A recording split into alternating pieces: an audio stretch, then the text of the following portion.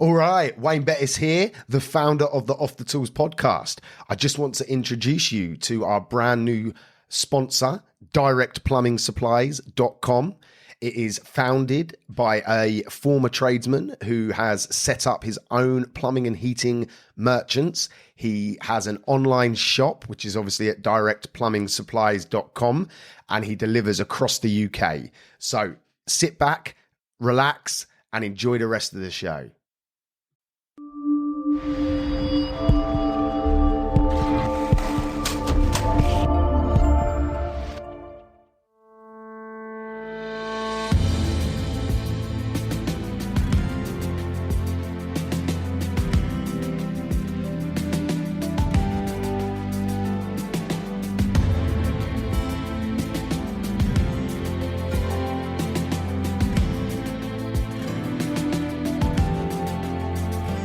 Seen fire like falling rain. I've been to hell and back again. I have stumbled, I've felt the sting of tears. And I've been blinded by the night, stuck inside a firefight. Through it all, my spirit leads me ever on. I am the master of my fate. I am the captain of my soul.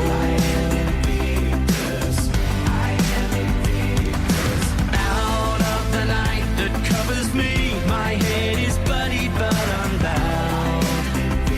Oh, I am Invictus.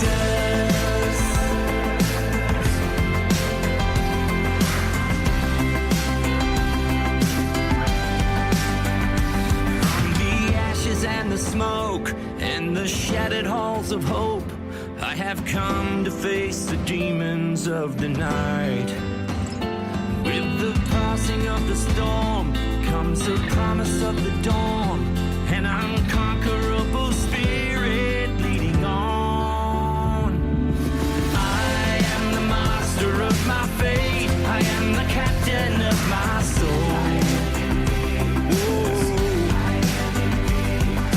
Out of the night that covers me, my head is bloody, but I'm bound.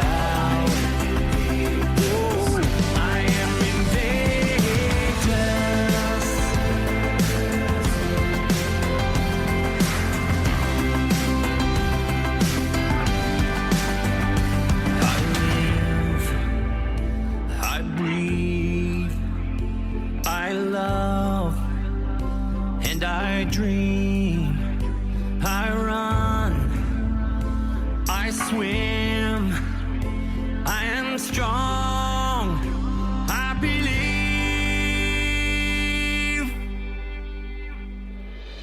I am the master of my fate. I am the captain of my soul.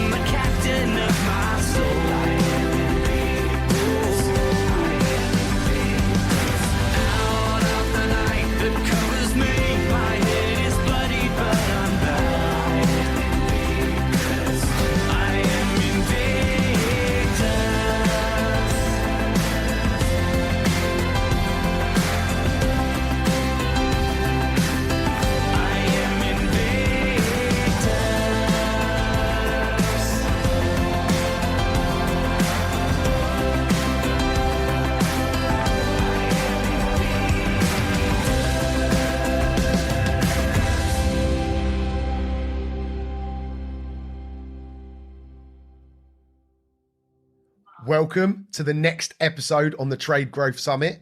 It has been an absolute pleasure to get this guest, Mr. Spencer Ball. Welcome to the Trade Growth Summit. Thank you very much, Wayne. It's a pleasure to be here. As you are aware, and as everyone watching aware, the whole purpose of this 3-day event that we've put on is to raise as much funds for Help for Heroes as possible. So if you haven't already, please go and donate, and as much as you can afford to, because every pound we can raise is going to help people. And you're going to hear some stories today with Spencer, just how Help for Heroes and other charities really help people. So Spencer, can you just sort of introduce yourself to the watchers and the listeners, please? Certainly. So as Wayne has said, my name is Spencer Bull, and I am a veteran. I joined the army in 1989. I went through Sandhurst, and thereafter I've been on operations in various places around the world. I've done training jobs, I've been in staff jobs, and for the last 10 years, actually, I ran a personal recovery unit for all those individuals in the military who've been broken one way or another. And I then worked in Army welfare, where I was responsible for policy and delivery of welfare within the Army. And I also did service liaison with service charities, which was really good news. And then I will come on to it, but I was medically discharged in 2017. And I'm sure Wayne will ask questions about that. And I will.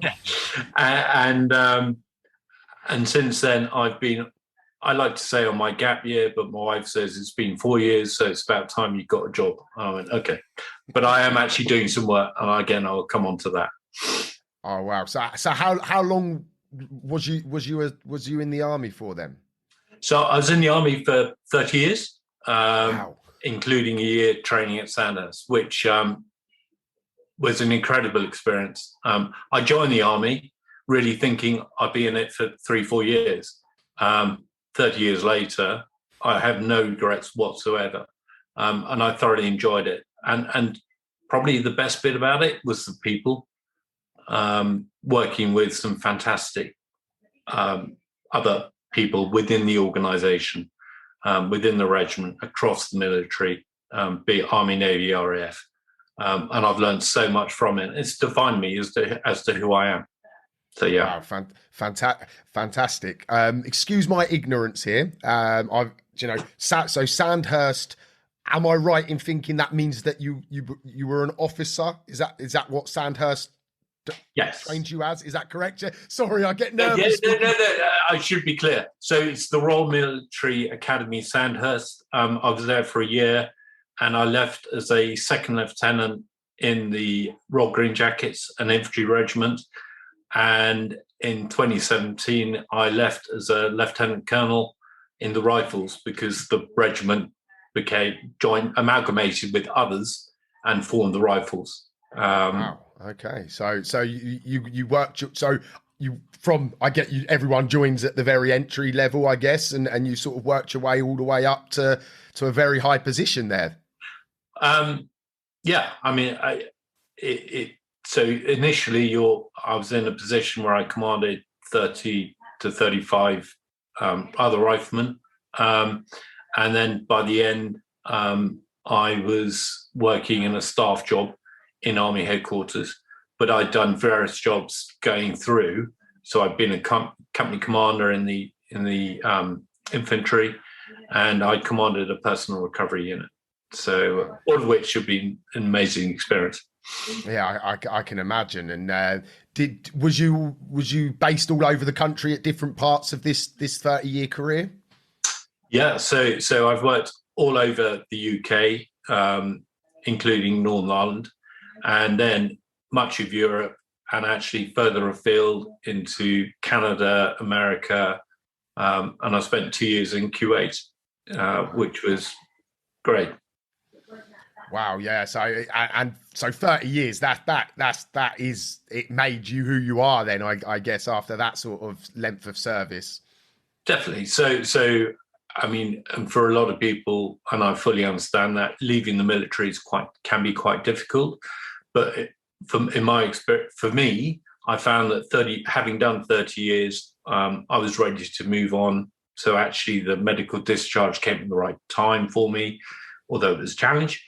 And I've been able to close the chapter on what I've done in the military, take the good bits from it, and that then has helped me form me to who I am now as I move forward.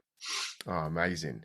So obviously the medical discharge has obviously been a big part of the new Spencer. So can we go back a little bit and in the early days of when this all started and what happened and how you overcome it, dealt with it, should I say? Yeah, no, sure. So in 2004, we were in Kuwait, as I mentioned, we were in Kuwait. And I started getting numbness in my extremities, so in my fingers and my toes. And I wasn't too sure what it was. I was playing a lot of rugby at the time and even managed to get into the Kuwait team and played in the Dubai Sevens, which was fantastic. And I thought I'd trapped a nerve or something. There was no military medical support in Kuwait at the time. So I went to see a private physio, and with the support of the physio, the symptoms disappeared, and I thought, fantastic. The following year, in 2005, came back to the UK, and I was working in training up in Catterick in Yorkshire, and the sensations came back again, and I thought, crikey, I've definitely done something, but I'm not too sure what. However, now is the time, whilst I'm in a training job, if I have to go and have a surgical operation to release a trapped nerve or whatever, now is the time to do it. So I was convinced on my own mind that's what it was. I then went, saw the doctor, and for the next 6 months was passed around various consultants, had MRI scans, and had a lumbar puncture, which should have been a trigger for me to understand that it wasn't what I thought it was. At the end of that, I was then put in front of a neuro consultant who said, look, there's no easy way of saying this, but you've got multiple sclerosis. The sensations that hit me at that point included anger, uncertainty, isolation, frustration, despair. Why me? And also, what actually is MS? Because I had no idea. So I left in a very unsure, uncertain position, and then went home and trying to work out what it was that How old was you at this point, if you don't mind me asking? I was 37. So it was a big old shock. And family immediately came into my mind, because what's the impact going to be on them, as well as what's the army going to think about it? Am I going to keep my job? Am I not going to keep my job? If I don't keep my job, what am I going to do? So all the things that I thought I would think about in due course suddenly hit me. And I suppose ultimately I was scared with the whole situation. At the time, I was able to walk my legs. Well, in fact, I could run up to about 5-10 Ks, and then got dreadful, what we call shin splints, so pains in my legs. I'm now a full-time wheelchair user, so I can't walk at all. So when I was diagnosed, I knew that this could be an option, and it scared me, and I was really unsure how I was going to cope with it. Was there sort of the bravado might be the wrong word, like you mentioned the word isolated. Was that like a conscious, like you just didn't know where to look for sort of support at that very early stage, or was you just closed in and just sort of not really accepting it straight away? You just said the right word, acceptance. I didn't want to accept it. So there is a model called the grief model, which includes anger, despair, bargaining, depression. and at the end of it, acceptance. Well, and in my view, until you reach acceptance, it's very hard to move forward. I couldn't do it. Others might be able to, but I couldn't. Unfortunately, it's not linear. So just because you reach acceptance doesn't mean you won't have days when you go back into anger, despair, whatever it might be. And during this whole period, for the first 6 years, I didn't accept it. And I now regret a strong word, but I was protecting. Well, I was trying to protect the very people closest to me, my wife and my children. But in the process of doing it, because I didn't accept it, I was actually hurting them, because I was in a very angry place, and I didn't want to talk about it. And I certainly didn't want them to talk about it. But I realize now we need to talk about it. Yeah. And that's tough. And I think anyone who's gone through any form of change is going to have to deal with that. My change was being diagnosed with MS. Others, it could be being diagnosed with, I don't know, cancer, or the fact you've had a serious injury and you've lost the use of a limb, or you've lost a limb, whatever it might be. It's a tough period. Yeah, I can only imagine. And so what for those that don't know, multiple sclerosis, can you give us a bit of an explanation as to what that is? It's a neurological illness. Okay. And effectively you have lesions in the head. And what is happening is that the myelin, in your spinal cord, you've got a nerve going all the way down it. And around that is a myelin sheath. So think of it like an electric cable wire. You've got the wire going through the middle, and you've got a sheath around, which is the plastic around the side. What's happening is that the body is attacking itself, and the sheath is falling apart. As a result, the messages are not going down the spine.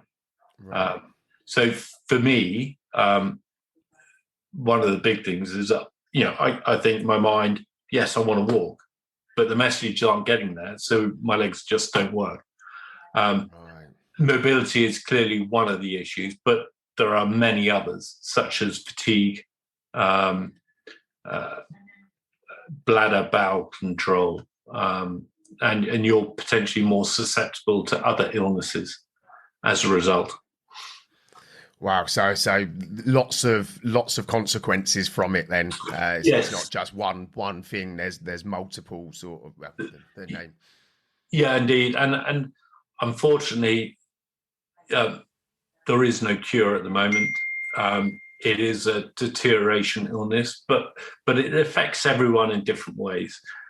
So I started with relapsing and remitting, which is why I had the symptoms in Q8. They disappeared. They came back again when I was back in the UK. So it was relapsing and remitting. It wasn't anything else. I've now progressed onto secondary progressive, and my symptoms, I'm feeling a gradual deterioration. So, which is part of the challenge that I face, because I'm uncertain where I'm going to be in the future. Yeah. As I said, right in the early days, I was able to walk on my legs. I'm now a full-time wheelchair user. And of course, there are plenty of other symptoms that I have to manage. So it obviously was a big shock to you and your family. And you said it took about 6 years for you to sort of fully accept that this was part of who you are now. Yeah. So I was fortunate enough to be promoted actually to Lieutenant Colonel during the early stages. And I went on a course in Shrivenham, which is a training course there. And at the time I was carrying a stick, but I didn't really use it. And there was a course photo And I looked at it, and there was a big sort of stage that had been set up. And, you're talking a couple of hundred people. And I thought, I guaranteed I'll be right in the centre at the back, on the top. And of course I was. I could get there because I could hold on to the sides, and I shuffled up and got there for the photo. Photo is taken, and they said, right, everyone can go now. Everyone disappeared. And I thought, how do I get down from here? And rightly or wrongly, I just said, let's go for it. And I bounced off each bench to get down to the bottom. I landed on my feet on the bottom in a cold sweat and went, that was crazy. What am I doing? I now need to address this issue. So that was my point of acceptance, that I needed to think about it. And it wasn't about me, it was about family. Because I realized I've made a mistake. I shouldn't have done that. But actually what I need to do now is address the situation for the sake of my family as much as the sake as me. Yeah. So I would say this point. So when people ask me, what's the situation? I don't say I have MS, because it's more than that. I say we have MS because it affects my family as much as it affects me. If I have a bad day, they have a bad day. If I have a good day, they have a good day, and vice versa. So I'm very much all about we rather than I. Yeah, no, that makes perfect sense. So obviously you've gone on since then, and sorry, I missed a major part here. So obviously in the very early days, being in the army, was you open with the army? Did they know what was happening, or did you have to keep it to yourself for a while until things progressed, or like how did that, and how was the support from the army during that period? I was open with my immediate chain of command, because it'd be wrong for me not to speak to them about it. But it wasn't easy to talk about, because again, I was uncertain as to what the reaction would be. I had my immediate boss and the 1-2 up were fantastic, and they totally understood, and they allowed me and supported me as I went through this journey. So that was really helpful, and I would say that's really important. It's for anyone in business or anything. Get to know your people and listen to them, because they'll tell you what the issues are. But if you don't listen to them, it's very hard to make the management decision, the leadership decision to take forward. So listening is hugely important. But for the individual, you've got to be one of the hardest things to do. But the first thing to do is put your head over the parapet, as we say in the military, and say, I need a bit of help. And that I found really, because it's against everything that I've been trained in. I was always, as an officer, you looking after others. You don't necessarily want to put yourself first, and that was difficult. Easy to say now, but it took me 6 years to put my head up and say, actually, I'm going to need some help here. So once you had got to that point of acceptance, you obviously had to make some changes and get that support system in place and get everything working.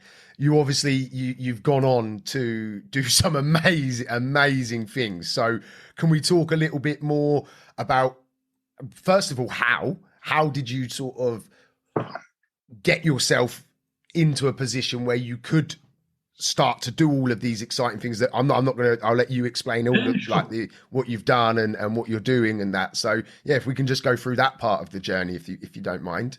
So the first thing is that, having realized that accepted the fact that I need to address the issue, I spoke with the medical fraternity within the military and with my chain of command. And I was fortunate enough to be sent to Defence Medical Rehab Centre at the time in Headley Court. Some of you may have heard of this. Yeah. And that was brilliant. And I spent quite a lot of time down there. And there were three things that struck me. First thing is that the peer-to-peer support, speaking with others who were down there, was hugely important. You could learn so much from others, which was and things you hadn't even thought about. The second was physio. My physio was superb, and she knew me almost better than I knew me. She knew when I was having a good day, when I was having a bad day, and I had physio up to 3 hours a day, which was amazing. And for that, I'm extremely grateful. And the final one, and I turned up there and I said, I haven't got it's not a mental health issue, but a mental challenges.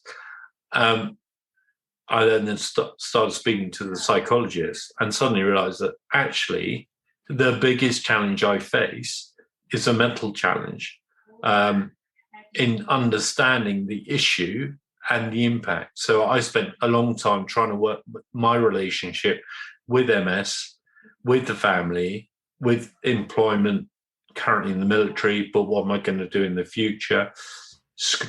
Kids, what am I going to do with the kids, schooling. So, and that actually was the area that I needed to unlock before the physical actually was relatively simple. You just get on with it, in my experience. But trying to get your head round what is going on, that was the difficult bit. And I was very fortunate one day, my wife came and joined me in one of the sessions with the psychologist, because it was equally as important for her as it was for me. So I was very lucky to have the Defence Medical Recovery Centre. And again, but it's, if it's a key thing, it's talking and listening. Yeah, I think you've hit the nail on the head. The listening part is important as well. Just as important as the talking, isn't it? Definitely. But you've to link this back to sort of a business. So I'm a business coach, and you've hit the nail on the head with the acceptance part. Like it's one thing that I coach my clients with, for example, with whatever their problem. Not obviously 99% of them, it's nothing to do with medical. It's a problem within their business, but you've got to accept it and own it before you can ever, move forward. You mentioned peer to peer. Again, to link back to what I do, we massively encourage this. That's what I do. I've got an online community designated to create that peer-to-peer communication between like-minded people and batting around ideas and things. So it seems like these are common principles with any problem that people might face. I couldn't agree more. And you've taken the words from me. My journey is different to others, and I get that. But I think there are principles we can apply across the board, and you can adapt them to whatever suits you, be it in recovery, myself, or in business, which is what the majority of people watching this is all about. You can apply those principles in a way that suits, and actually that's really helpful. So in the military, we have values and standards, but the values that have been really important to me are things such as moral and physical courage, integrity, selfless commitment, humility. These are really important values that you can apply across the board in anything you do.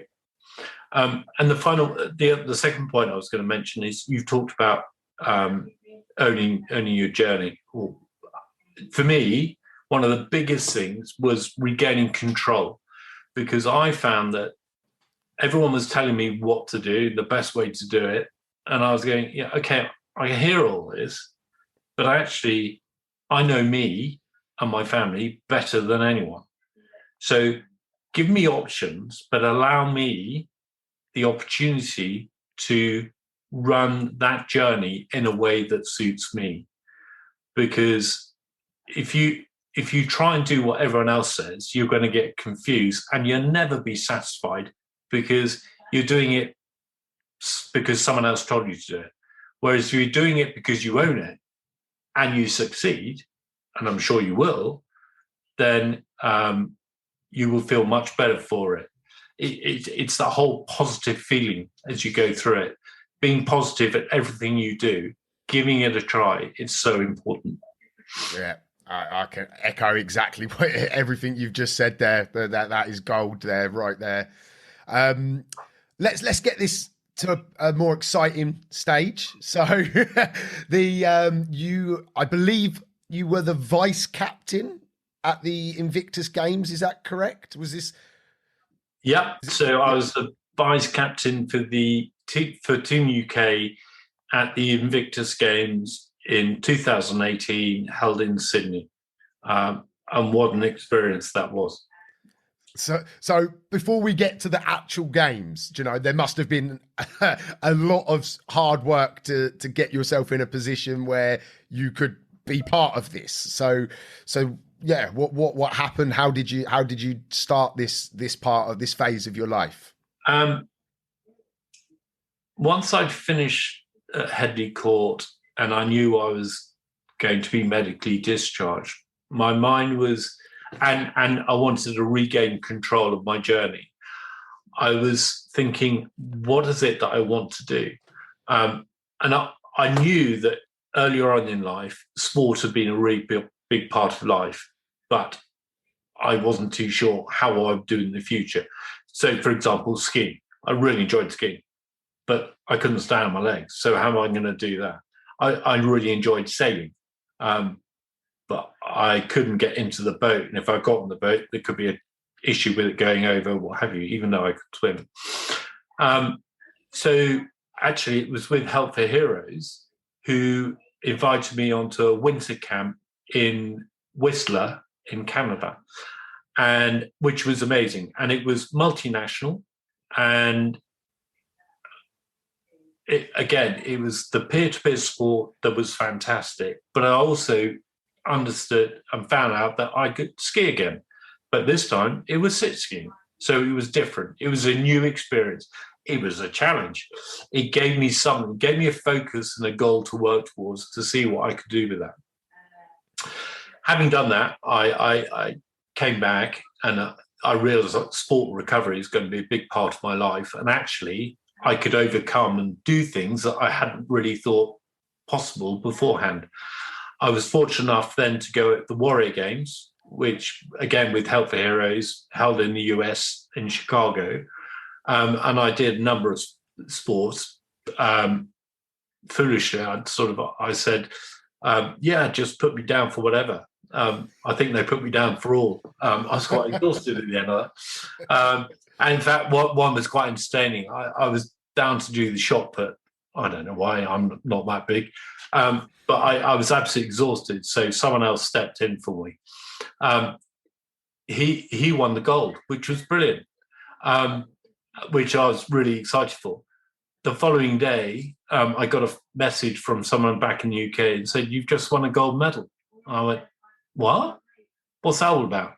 And of course, whilst we changed the names, we hadn't informed the press coverage back in the UK. So it was still my name down for it, which was quite entertaining. He saw the funny side, thankfully.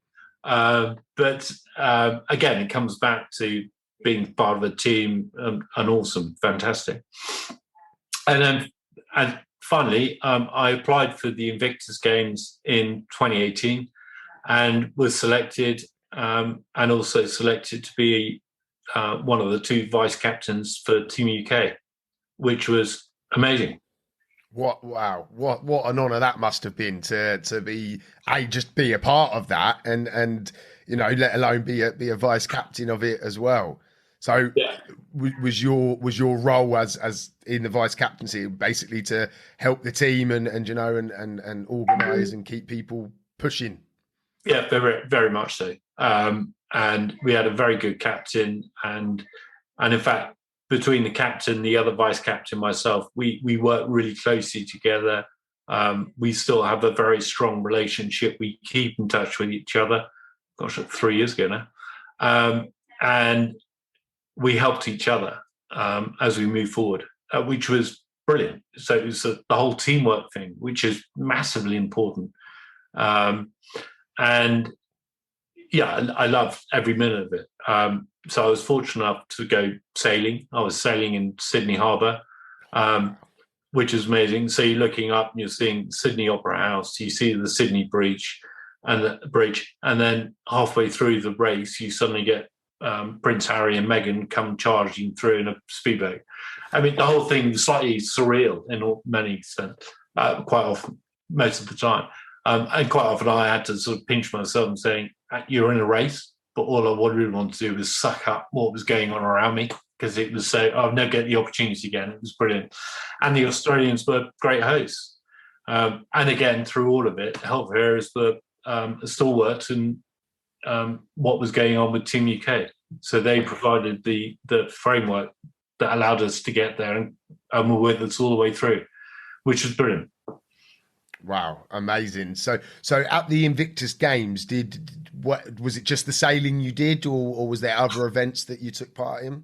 I was down for the shot put, but which was, I don't really understand why, but I think it was because someone thought, well, you're in a wheelchair, you're quite strong. But when I turned up and realised that there are people there with arms bigger than my legs, I knew we were on a bit of a it wasn't going to go anywhere, but it was great to be part of it. The other sport that I did was swimming, which was fantastic, and the atmosphere within. And we were in the Sydney Olympic swimming pool, wow. Which has two 50-metre pools next to each other. I mean, it's something unbelievable. But I think there were about 8,000 people in there. The noise was phenomenal. There was music, there was shouting, there was screaming, and just being there, part of that experience was amazing. Although when I started, I sat on the starting block, I couldn't hear a thing. All I could do was look down the pool going, that's a long way. Even though you've done the training, you still look at it and go, that's a long way to go. And I heard nothing until I got to the end. And then you suddenly realise how much noise is going on. It was fantastic. And what I really loved about it is that in a funny sort of way, the biggest cheer was normally for the person who came in at the end, which is slightly different to when you're watching elite sport. Of course, the person who wins, everyone's getting a cheer, but the person who comes in at the end is probably the person who's having to work the hardest because of their conditions that they're living with. And yeah, there was always huge amounts of support for them, which is brilliant. So have you got any ambitions to compete again? Is it still something that you're going to be going after, or? Yeah, so I've been fortunate enough to be selected for the team. Well, it was The Hague 2020. That was postponed because of COVID. It was meant to be this year, postponed. It's now next year. So The Hague 2022, and I will be competing at that in swimming, and I've taken up archery, which is always a challenge. Makes the kids laugh. But no, it's great fun. It's great fun. And I'm really looking forward to it. And again, Health Areas are supporting us all the way through, which is fantastic. Yeah, they do amazing work, don't they? It's just all the Armed Forces charity do, and Help for Heroes. You know, the amount that, you know, obviously I've only ever seen it from the outside, you know, obviously because I'm just a civilian and not connected. Whereas obviously yourself, you're seeing the inner workings of how a charity can help support and keep people focused and moving forward in life. I think, once you've gone through some form of wounding, injury, sickness, whatever it is, and you leave the forces, a lot of people need support to help with the transition from being in the military to becoming a civilian, be that medically, be that employment, be that mental health well-being, whatever it is. And that's where health areas can really, really help the individual, which is fantastic. And that's why I'm fortunate enough to be an ambassador with them, because I truly believe in what they do. Yeah. And it's great. I've seen the difference it's made on people's faces, and that's what I've seen the difference during the Invictus Games. People have gone on to some amazing things. I think sport as a general can really sort of, no matter what people are going through, you know, when you're competing or whether you're just training, you know, it gives you something else to worry about and to think about and try to achieve, doesn't it? Yeah, I mean, it's a leveler. You know, people can be angry, cross, whatever, but actually, you put them on the sports pitch, either in a team event or an individual event, whatever, and actually, it takes you away from whatever you're dealing with into something completely different, and actually, you can start addressing the issues that you're facing and moving forward. That's what I found. But I'm also very conscious it's not just sport. There are other things. So Invictus is, everyone talks about the Invictus Games, which is sport related. But I would say, excuse me, you know, someone's Invictus might be the fact that they're good at art, or they're good at drama, or they're good at music. So because they don't do sport, and I totally get that, and that we should encourage that people can do whatever suits them. If it allows them to move forward and transcend the challenges that they're facing, then that's got to be a good thing.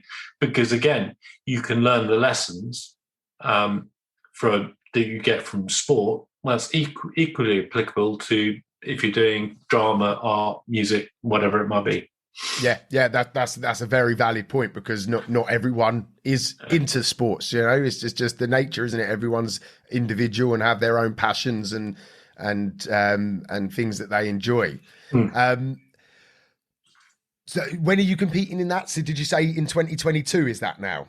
Yes, that's in I forget the date. April. So are you already training, or have you just maintained you train as a regularity anyway? I'm in the swimming pool 3 times a week, which is really good. And actually, I find the training in some ways the best bit about it. It sounds really odd, but the training gives me a focus day to day during the week. And the games themselves, actually, you start introducing the family who've been supporting you all the way through the training, but actually they get to see it all when you're at the games themselves. Yeah. Don't get me wrong, being at the games is fantastic. But actually it's the one time you start introducing the family to what you've been up to. What you've been, yeah. No, so that's really, really important. Oh, excellent. It's not just sports that you get involved in. You've recently just come back from an exciting place, I believe. Are we all right to talk about a little bit about what you've been up to more recently? Certainly. So I was very fortunate last week to be in Morocco on an endeavour called Fennec Endeavour, which was a group of veterans, and half were on motorbikes and the other half were on Polaris Razors. So that includes myself. And if you think the Dakar, that's basically what we did, but with not the pressure of racing. However, we pushed it. It was great fun. And just to reiterate, you know, you're a full-time wheelchair user. Yeah. So it wasn't just as simple as turning up and doing it, was it? So no, definitely. You know, when I was first asked if I'd like to join. I went, yeah, brilliant. And then that night I suddenly thought, for example, wheelchair, sand, desert, not too clever. How are we going to make this work? But for me, I saw that as a challenge and therefore an opportunity to, right, how do I overcome this? How are we going to deal with it? How are we going to make it work? And it was brilliant. And yeah, another one was I was put in a vehicle, two-man vehicle, with a triple amputee who only had one arm. And I've got no use for my legs. Between us, he drove. I was like the throttle man on a powerboat, giving the throttle and braking. And we managed to keep up with the rest of the team. And at one point, we actually led, and people found that it's quite hard keeping up with us. So we were moving at anywhere between 80 to 90 kilometers an hour over the desert, which was amazing. And we would never have done that if we hadn't thought, let's give it a go. Let's give it a try. Yeah.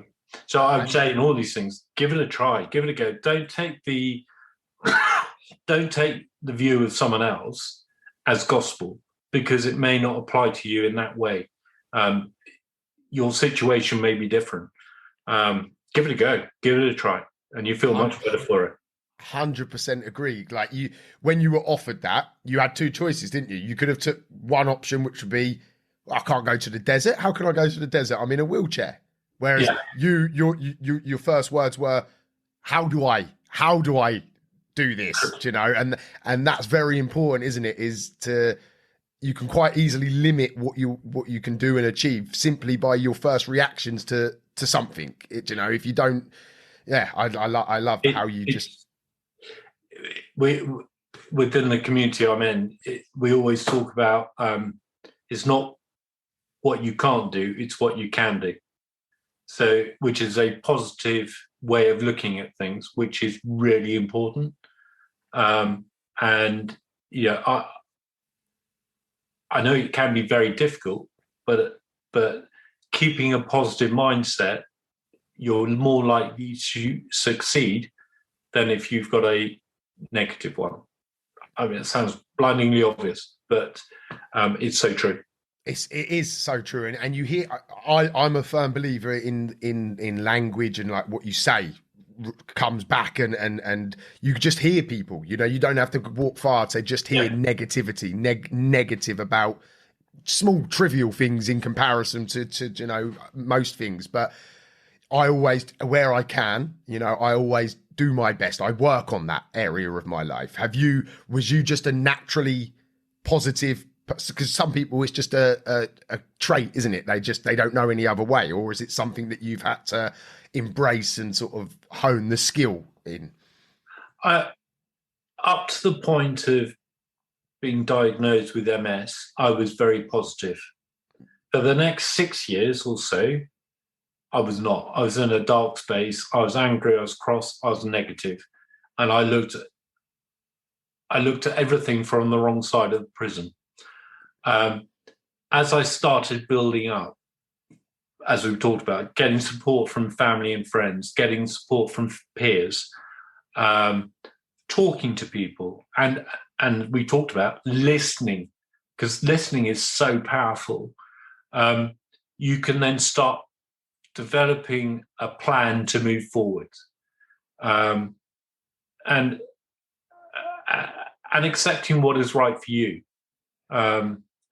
And I found that by regaining my journey, regaining control has been really important. And that's something that was, part of the Invictus, one of the poem that goes in there by William Ernest Henley is, I am the master of my fate. I am the captain of my soul. To me, that's all about regaining control.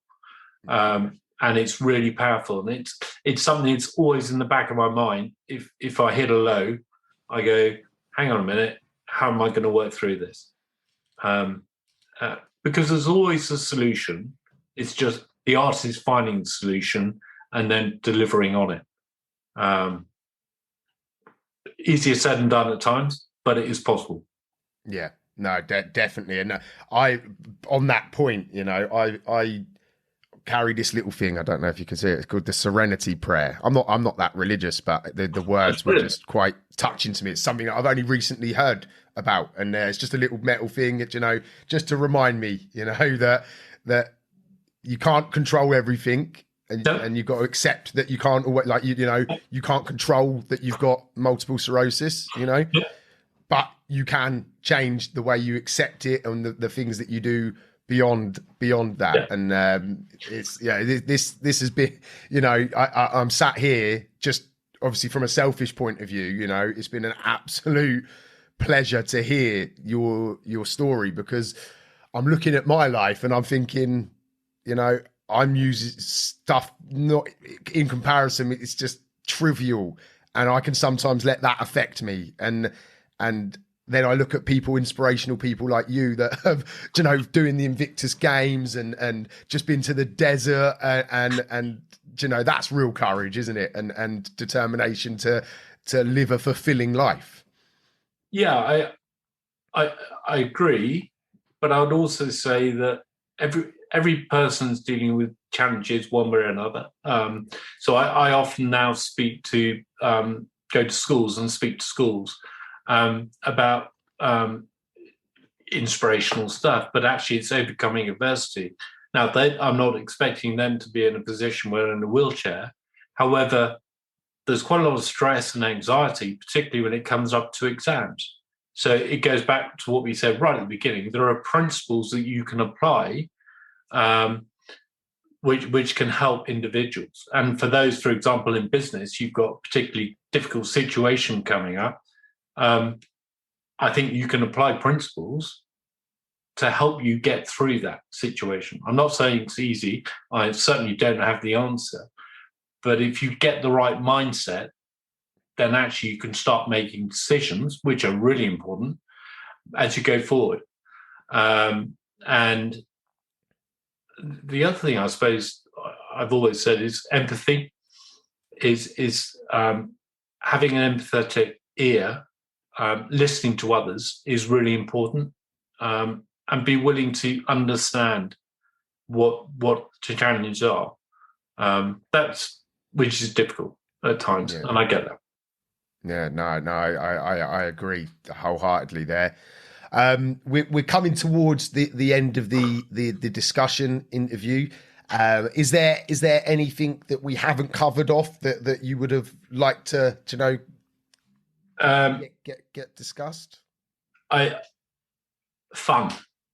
Whatever you do, have fun, because if you're not having fun, you've got to question why. And I know it can be difficult, but you've got to inject fun into whatever you do.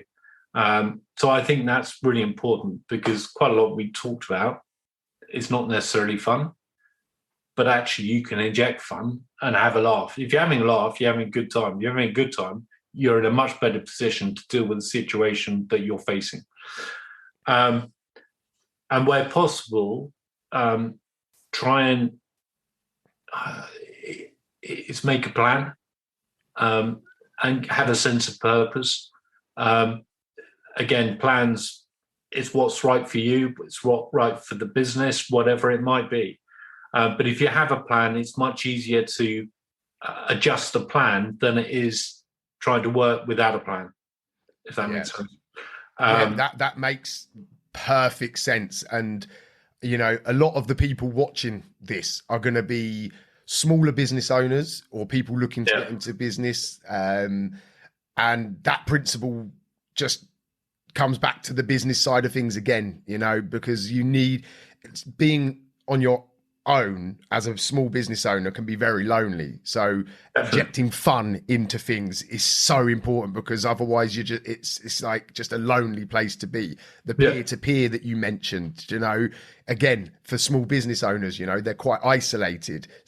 So get out there, meet the people that you have common ground with. And it's amazing the similarities, that everything you've mentioned today is things that we try to give to the people that we work with, you know, and it's fascinating to hear it from your perspective, you know, which is totally unbusiness related to how similar it is. It's been a real eye opener for me and hopefully for everyone watching as well. But I'm so glad to hear that, because that's what I believe as well. I think the art is adjusting it and adapting it to a way that suits you and the situation that you're in, be it business, be it recovery, whatever it is. And I suppose my final point would be trust the community that you're working with and listen to them, and you will get the best out of people as a result of that, and therefore you will succeed. Again, comes back to that whole positive atmosphere approach in everything you do, that which is brilliant. But this has been a real pleasure. It's been really great speaking, honestly, and I'm going to rewatch this, you know, definitely, because there's been so many other things that have been swirling around as we've been having this discussion. But I think it's time we end the discussion. I would just do another last little call out to say, is that side there? You know, donate to Help for Heroes, because without them, you know, a lot of the things that Spencer has been involved in, you know, would struggle to get off the ground. So we're here to raise as much as we can for them. Spencer and everybody else that has been involved have donated their time, you know, to give valuable insights and stories and lessons that they've experienced. So if you can, head over to Help for Heroes, click the links. The links are all going to be surrounding the videos, and that will make such a huge difference. So thanks again, Spencer. It's been an absolute pleasure. And hopefully we can maybe have another chat another time on my podcast and continue this discussion. No, it's fantastic. Thank you, Wayne. It's been a real pleasure to be on the podcast. Good luck to everyone who's in business. Hope you all succeed. I'm sure you will. And just remember, in everything we've done here, there is no round peg, round hole. Life isn't like that. But if you can adjust what we talked about to a way that suits you, that is brilliant. And that, to me, that's the art of it. So thank you.